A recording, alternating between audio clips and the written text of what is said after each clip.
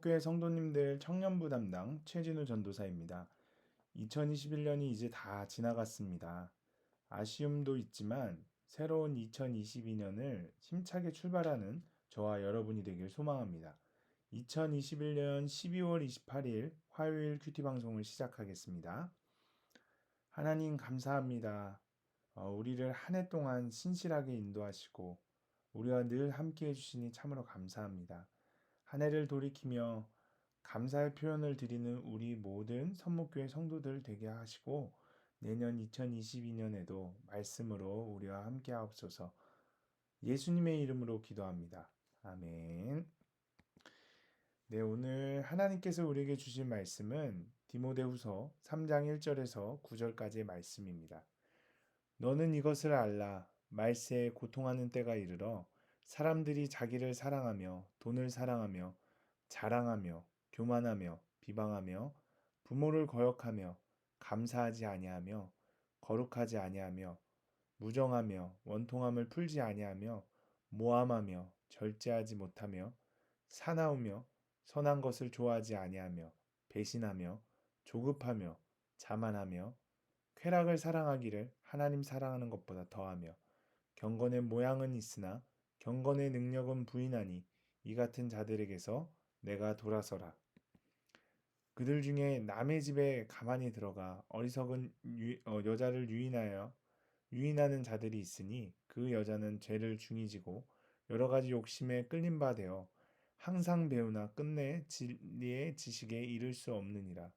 얀네와 얀브레가 모세를 대적한 것 같이 그들도 진리를 대적하니 이 사람들은 그 마음이 부패한 자요 믿음에 관하여는 버림받은 자들이라.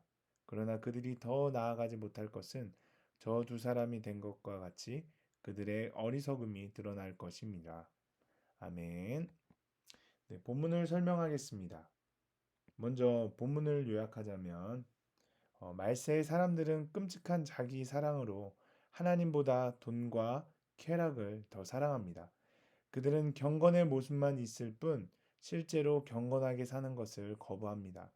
또한 죄와 욕심 때문에 끝내 진리에 이를 수 없게 되고 진리를 전하는 사람도 대적하며 자신들의 어리석음을 드러냅니다. 좀 더 자세히 본문을 살펴보겠습니다. 1절에 말세라는 표현은 교회의 시대를 의미합니다. 저와 여러분이 살고 있는 지금 이 시대를 말하는 거죠. 그리고 고통하는 때는 모든 죄악이 성해지는 것을 가리킵니다. 2절을 보겠습니다. 2절 맨 앞부분에 자기를 사랑하며 라고 나오는데 이것은 그 다음부터 열거된 여러 죄악들의 원천입니다. 또 교만하면은 남을 멸시하는 악행이니 하나님께서 가장 미워하시는 죄 중 하나입니다. 그리고 비방하면은 위에 기록된 교만의 결과로 나타나는 죄악인데 윗사람의 권위를 무시하는 언사입니다. 권위를 무시하는 버릇은 지극히 높으신 하나님을 무시하는 위험에까지 이르기 쉬운 것입니다. 그러면 우리가 참 조심해야 될 영역이겠죠. 3절에 무정하면은 혈족 같은 애정이 없음을 가리킵니다. 그리고 모함하면은 이 말을 직역하면 마귀들이여라는 말입니다. 마귀는 하나님 앞에서 사람을 모함하고 사람 앞에서는 하나님을 모함합니다. 그러므로 남을 모함하는 자는 마귀의 행동을 그대로 모방하는 자라고 우리는 말할 수 있습니다. 4절에 쾌락을 사랑하기를 하나님 사랑하는 것보다 더하며라고 나옵니다. 무의식 중에 쾌락과 하나님을 비교하는 행동이니 하나님을 대면하여 경멸히 여김과 같은 악행이라고 볼 수 있습니다. 쾌락은 하나님께 대한 감각과 사랑을 파괴합니다. 5절에 외식하는 종교가를 이제 가리키는 말인데요. 그가 경건의 모양을 가진 이유는 그것으로 출세하려는 까닭이고 그가 경건의 능력을 거부하는 이유는 그 자신이 중생하지 못하여 그것을 믿지 못하기 때문입니다. 7절 보겠습니다. 타락한 여자들은 다만 호기심에 끌려 새 것만을 배우려고 헤매니 어찌 진리를 알 수 있게 될까요? 진리는 허욕과 호기심 앞에서는 숨습니다. 자, 다음은 적용입니다. 하나님은 인간을 하나님의 형상으로 창조하셔서 그분을 닮아가도록 하셨습니다. 그러나 말세가 되니 이미 사람들은 지옥을 살고 있습니다.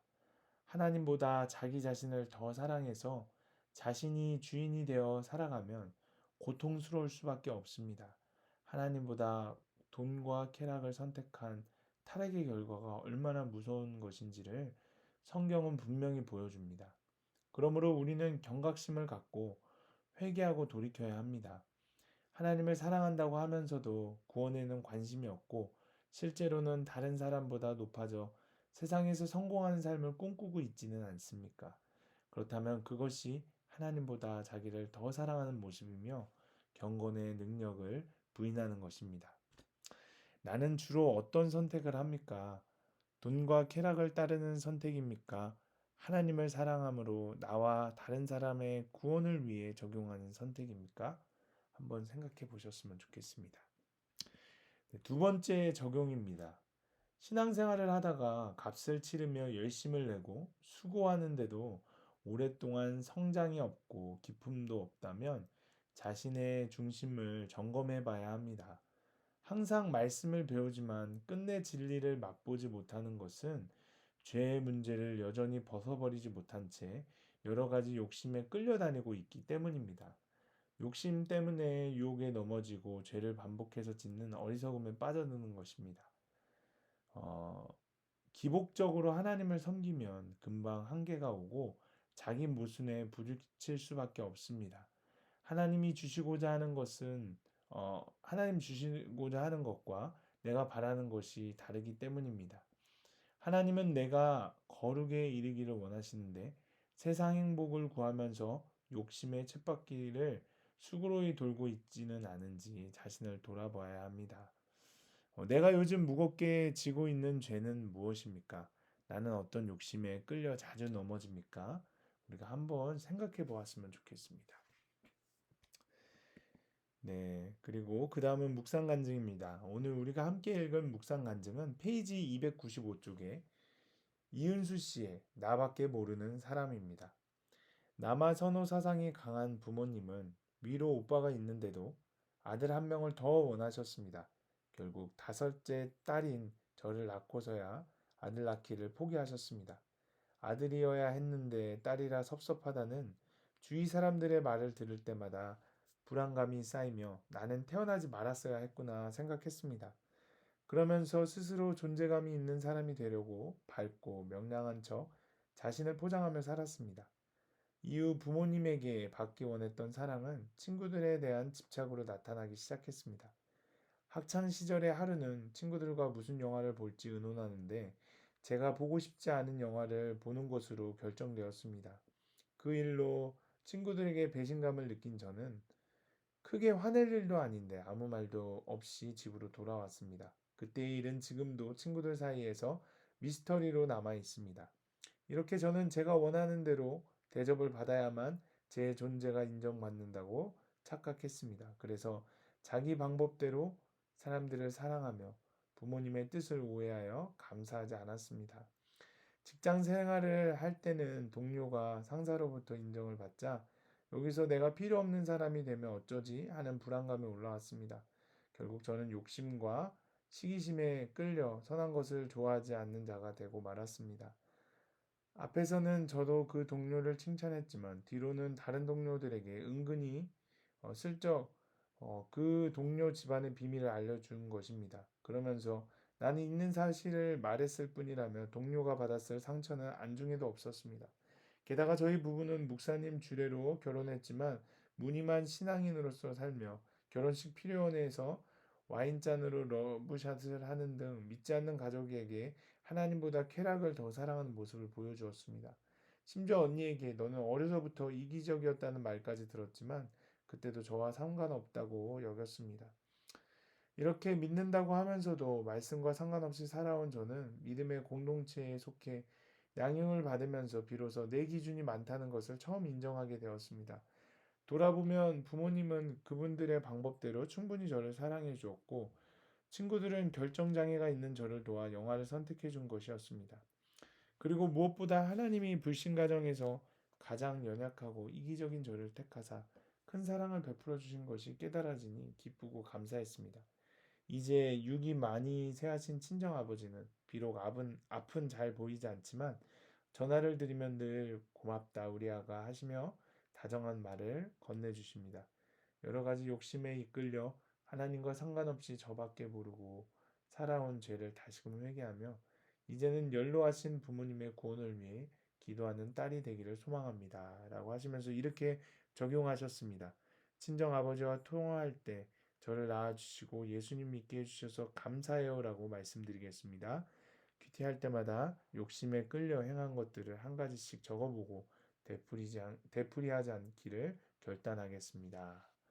네. 여러분들도 묵상 간증을 적어보시고 주위의 분들과 함께 나눠보셨으면 좋겠습니다. 네, 오늘 큐티 방송을 마치도록 하겠습니다. 사랑의 하나님, 겉으로는 경건해 보이지만 실상은 전혀 경건하지 않는 저를 불쌍히 여겨 주옵소서. 하나님보다 더 사랑하는 것이 많은 저를 불쌍히 여겨 주시고 모든 욕심이 끊어지도록 인도하여 주시옵소서. 제 안에 악과 어리석음이 드러나는 것을 두려워하지 않고 또 구원의 사건으로 바라보며 회개와 감사로 반응하게 하옵소서. 예수님의 이름으로 기도합니다. 아멘.